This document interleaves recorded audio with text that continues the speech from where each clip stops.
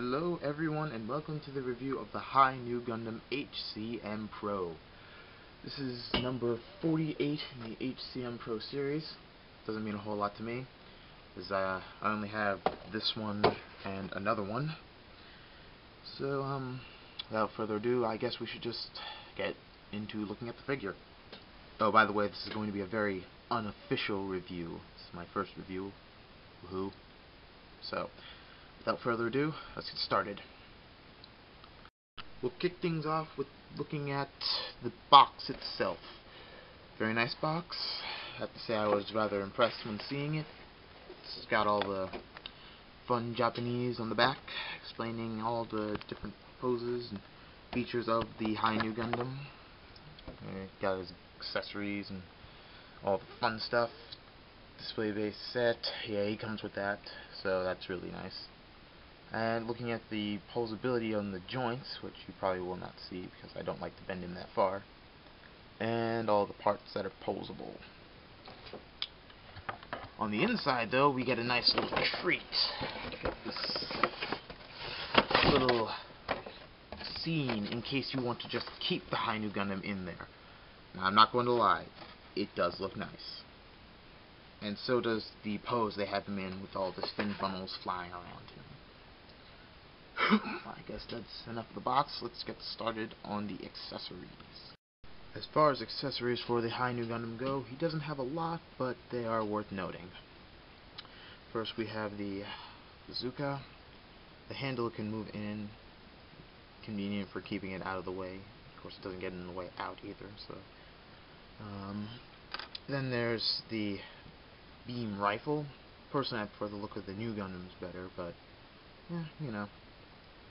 Both the beam rifle and the hyper bazooka actually have pegs right here and here, which can be used to stick into the back of the High New Gundam to keep them out of the way in case he's using one, but you cannot put both back there. Alright, here's the shield. This one was a fun piece to put together. Just for those of you who don't know, HCM stands for High Complete Model. So the figure itself is put together, but not the accessories. The shield itself came in 3 pieces. There's actually a piece right here on the black part of the shield that you have to cut off otherwise, and really grind down, or it won't fit into the front half of the shield and you won't have a shield. So it doesn't take a pro to do this. Like, I just used the manicure kit. You know, just have some scissors and nail file and you should be able to get everything out. He comes with these are the hands he normally comes with. He comes with the holding hands. He only comes with the holding and splayed hands, which you saw earlier on him. He comes with 3 beam saber handles. These 2 can actually fit onto his back. I'll show that later. And this one fits into his left wrist, similar to the way the new Gundam had one on his wrist. He has one more beam saber than the new Gundam. The beam sabers, he has 3. He has the short one, which comes out of the wrist, one long one. The beam is the same length as the short one, just the handle's a little bit shorter, and the double-sided one. So he can use 3 beam sabers at once if you get crafty. And here's one of the infamous fin funnels. Let's get this sucker open so you can look at it. I'm going to say that they did a really good job modeling the fin funnels. You see, when it closes, it actually has a peg, so you can close it either way, and the pegs fit into these small holes right here, so that's really convenient. Yes, folding it into place. You probably can't see it because of my camera, but there is a small peg right on the center of the gray that connects the 3 pieces together, which will actually keep it in this position so that you can have it firing. So however you suspend these things, they work. Another neat thing that I've noticed, the HCM, the other one I had, came with an extra crest piece. Yeah, in case your crest piece breaks, because if something's going to break on this, it's going to be a crest. hopefully. So they give you an extra one of those. You're going to have to do a little bit of finagling to punch this sucker out and not break it. Ironic if you break the first one and then break the second one trying to get it out. Alright. I guess that's it for weapons then. I guess we can move on to the figure itself. Alright, here it is, the main part of the review you have all been waiting for. A look at the High New Gundam itself. But before we get to that, I know I'm just baiting you guys, we can look at the stand it comes with. Very nice. It actually comes in 2 separate pieces. Now, it's not quite as sturdy as it looks. Let's look at this sucker in close. I'll start with the top half. The fin funnel, I'm going to say this one locks in very well. The 4 pegs on the back of the fin funnels, you can't even see it. You can barely see them. Fit into 4 pegs on the top of this one, so you can slide it in just like so, and angle it so that it's creating the shield, the beam shield that Amuro used to great effect the new Gundam in Char's counterattack. The bottom ones do not fit in as well as they seem to. They stay in very well, but they slide in, believe it or not. At first they thought they pegged in, but you actually just slide them in like so. I can't even see that. Alright, let's try that again. You slide it in, just like so, and it sits. All 4 of them sit. You can just stick this thing back on here. Let's see. There we go. And the entire stand looks very beautiful. You can angle the top. Oops. You can angle the top fin funnel, so you can just be forward, down, whichever way you want to put it. The new Gundam actually, the High New Gundam, fits on there in a very peculiar way. It's nothing fancy. Actually, it doesn't even, you can't even tell that he would fit on there. On here, there's just small protrusions that clip in right onto this piece right in here. So you just stick it right up in there. Good thing he's a robot. That would be very uncomfortable if he was a human. Alright, the figure itself. Alright, let's get a look at this beautiful figure. I'll give you HCM 48 High New Gundam. Let's take a look at this.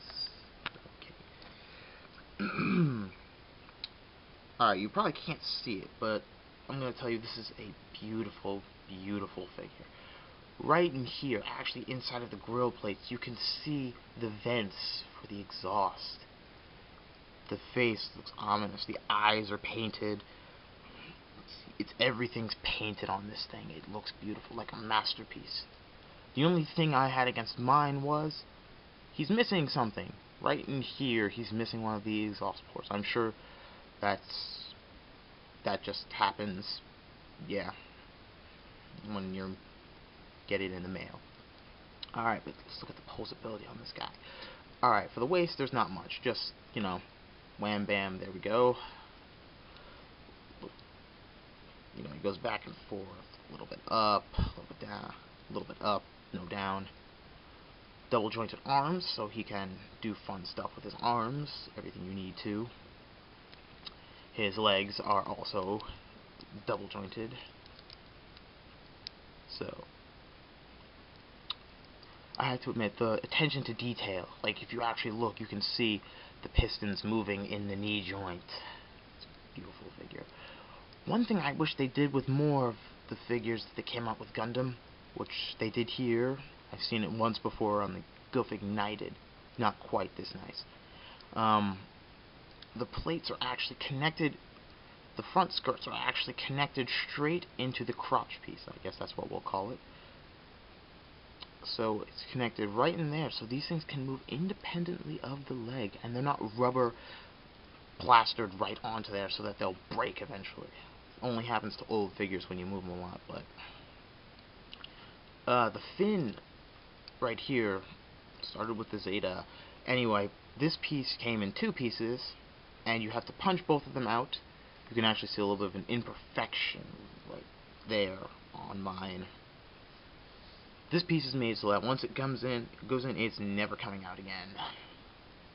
The front of his legs actually come off a little bit.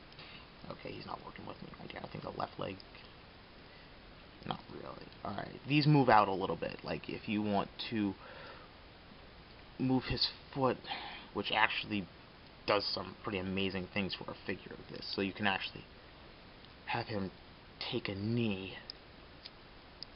Unlike most Gundams, he can actually take a knee. Of course, he wouldn't be bowing to anyone, but whatever your fancy. He stands very well on his own. He has a great sense of balance. His feet are very good. They move quite a bit for a Gundam figure. They move up and down. They move all over the place. So he won't be having problems standing up on his own without the fin funnels. These flaps move. Fun parts.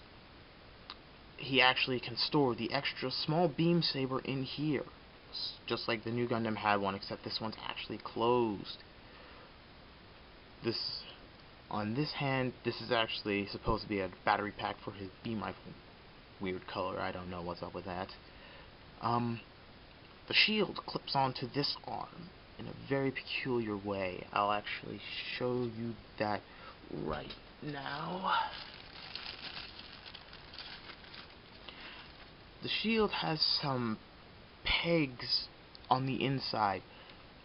The instructions in Japanese, I'm sure they tell the Japanese how to do this, but I cannot read Japanese, sadly. They actually clip into these small indentations on his forearm, so you just clip them in like so. Goes on very easily, stays on, and surprisingly comes right off. So it has the best of anything you could ask. His his long boosters, I believe they're called, open up so you can actually stick beam sabers. There's beam saber handles in there. It's very nice. I really like it. The only problem is, the same goes with this one. Once you put those beam sabers in, they do not like to come out. So, especially since there's very few grooves to get a handle on this one, it's going to stay in there. You might actually lose it. Put it in there once. It took me a while to get it out, so I decided no more of this. Okay. He stands up fine on his own, but once you put the fin funnels on, all bets are off. He does not stand very well. Let me, actually, I'll show you how they fit on there. Another very nifty way. Because the fin funnels can close in either direction, whoops, you actually close them like so, clip it in, and on the side here, you'll notice these two little notches. Right here, these two little notches. They fit in just like so. They clip in. You'd think that wouldn't work well, but this is a build of a figure that's not American, so you can say you can expect a little bit more than you'll get off an American figure.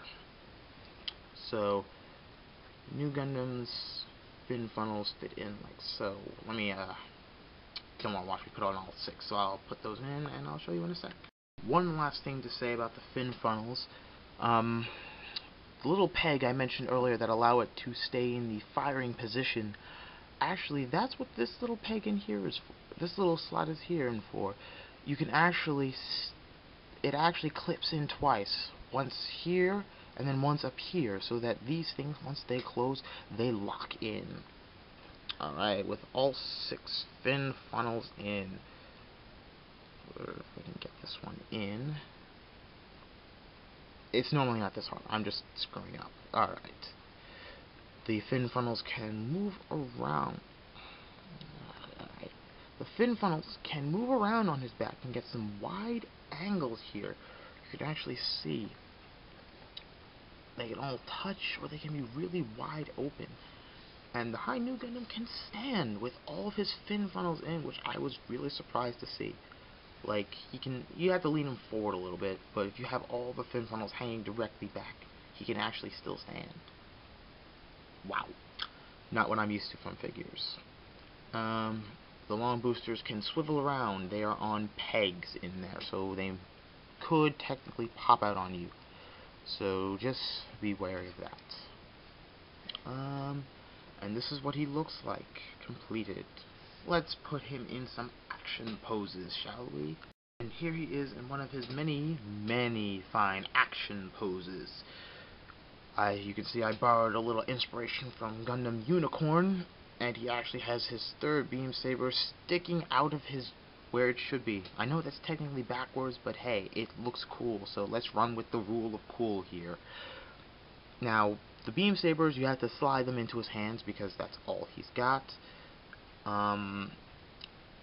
As far as the beam rifle goes, the beam rifle fits into his hands beautifully. There's really nothing much to say. Let me just take this one out, and it slides in and stays snugly in, so he can be holding beam sabers in one hand and beam rifle in the other.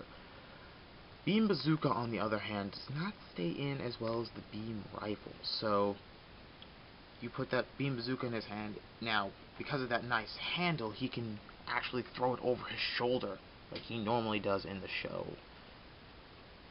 because many Gundam figures have the problem that the beam bazooka handle does not tilt enough, so he can actually hold it over his shoulder.